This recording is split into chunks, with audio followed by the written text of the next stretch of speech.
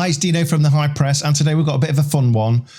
Where are they now? Nottingham Forest edition. Wait till the end, you won't believe the last two. So let's kick off. First of all, Carr, a favourite of mine, to be honest. He didn't play that many games. He's 57 now. Obviously a winger, tricky little winger for those who didn't know and weren't old enough like I am. In his career, he had 11 clubs, but out of those clubs, the biggest success I think he had was at Forest with 131 appearances and 17 goals. And that's out of a total of 228 caps and 29 goals for all clubs. He didn't quite make it in England. He played at England under 21 international level with 9 appearances and 1 goal. So where is he now? Well, he now works in sports management as a player's agent, and he resides in Alfreton, I believe, or Alfreton area. Second one up, Chapman. Again, a striker that I really liked. He's now 64 years of age.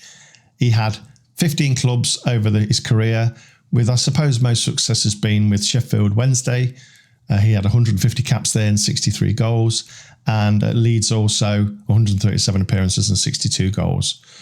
Forest, again, he didn't play that many times for Forest. I thought he was longer, but he only had 48 appearances, and 15 goals for Forest. But a pretty good career all in all. 575 appearances and 202 goals. Not too bad. Again, like Carr, never really made it at England level. He had 1 under-21 cap and 1 England B cap. England B, remember that. So where is he today? Well, he's long-term married to actress Leslie Ash, with whom he owns restaurants. So UK in London and Teatro in Leeds. Third one up, probably my favourite on this list, favourite player, 65-year-old Johnny Method. Although he actually always did look 65 when he played. He was really noted for his special free kicks, particularly during his spell at Forest, and he made 116 appearances for Forest with 15 goals. They were screamers, they were absolute screamer free kicks. In his career, he also had spells at Real Madrid and Tottenham. Not many clubs, only 6-club career, but managed to rack up 568 appearances and 56 goals. So where is he today? Well, he is in the managerial side, mainly as an assistant or first team coach, but he's had a massive clubs. But, and I did forget this, he was assistant manager for Karanka at Forest for a year. And he's currently assistant manager at ADO Den Haag. That's Den Haag, not Ten Hag. 3 left. Next up on the list, Lars Bohinen. I love this player. To be fair, this is my list, so I'm going to pick players that I quite liked. That's just the way it is. He's now 54, and I remember him as an incredibly skillful midfielder.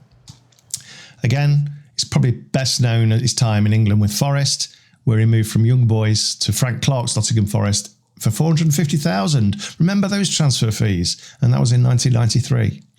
Altogether, he had 12 clubs where he racked up 355 appearances and 32 goals. He went in his international career all the way from under 15s all the way through every single year, and ended up getting 49 caps for Norway and scoring 10 goals. Where is he now? He's a manager at a place called Jerv, or a club called Jerv, and has been on the management side since 2005. Little known fact about Bohinen, you probably don't know this, but he finished 3rd in 2011 in Norway's version of Strictly Come Dancing. I knew those skills would come in useful at some point. Right, these are the juicy ones. Next up, we've got Dexter Blackstock. Listen, he's only 37. I thought he was a bit older than that. He must have retired a little bit earlier. But he started off a youth career at Oxford, which I'll come back onto. Then he moved to Southampton, and when he got to Forest, he played 168 games for Forest with 43 goals, and his career ended at Rotherham, like most players.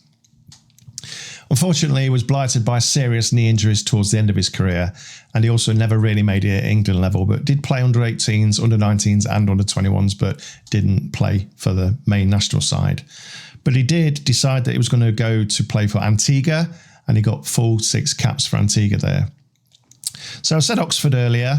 In 2009, I think this is quite neat. He opened up his own youth soccer school back at where he started in Oxford, which is quite neat.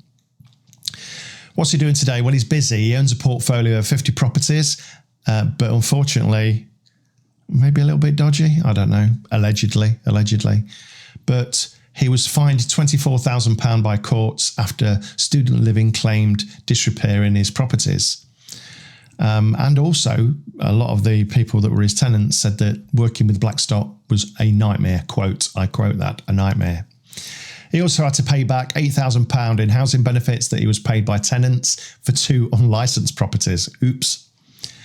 So I think currently now he's got business interests in the pharmaceutical environment and is CEO of MediConnect and a shareholder in online pharmacy UK Meds.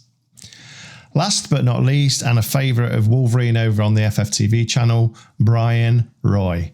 Love this player. Brian Roy, loved him. He's now 53, doesn't look it. Full name, I have to tell you this, by the way, because his parents were obviously crazy about Christian names. Brian Edward Stephen Roy. Brilliant. He's only had a handful of clubs, including Ajax, Foggia, Forest and Hertha, and the last one being NAC. And for Forest, he got 85 caps and bagged 24 goals. 32 caps for the Netherlands followed with 9 goals. In total, 334 total appearances with 63 goals. Should have had a longer career for me. Interestingly, Roy worked as a head coach when he retired at the AFC Ajax E-Youth before becoming head coach of Jong Ajax in summer 2010. I said you wouldn't believe this last one.